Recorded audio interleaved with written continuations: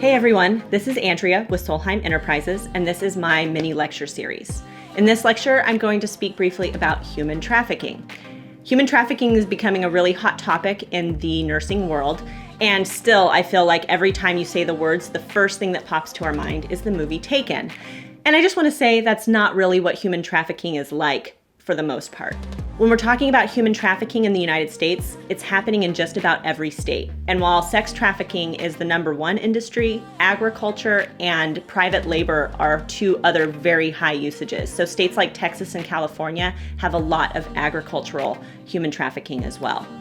Another thing is that we have this image of the trafficking victim as being someone brought into the US from out of the country, and that's not accurate. 75% of human trafficking victims in the United States are citizens, and the vast majority are female.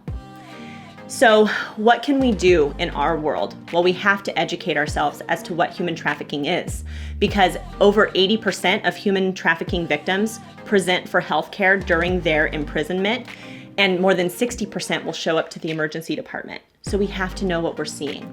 The biggest red flags that we can look for quickly that are very unique to this population is someone who is offering to pay for their care in cash. Somebody else is doing all of the talking and they're not making eye contact.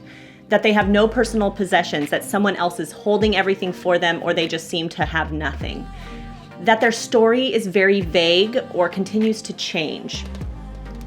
Those are all things that should be triggering your alarm bells that something isn't right with this situation. Now, some facilities have programs in place for identification and intervention, but not everyone. So what you can do if you don't know what to do is you can call the National Human Trafficking Hotline, and they can assist you in helping this victim. What I do recommend you do at home is reach out and see what your resources are in your area. Are there advocacy groups? Which law enforcement agencies have programs? What are resources that you can offer to this patient? Everybody's going to be a little bit different, but I guarantee you there's somebody close by that is doing something with human trafficking. For more information, I highly recommend that you check out the National Human Trafficking Hotline website. They've got lots of resources. And if you have a program at your hospital for identification and intervention, I'd love for you to share some details because, like I said, it is few and far between, and this is something I see a lot of us developing in the near future. So that's my snippet on human trafficking. Thanks for joining, and stay tuned for more lectures.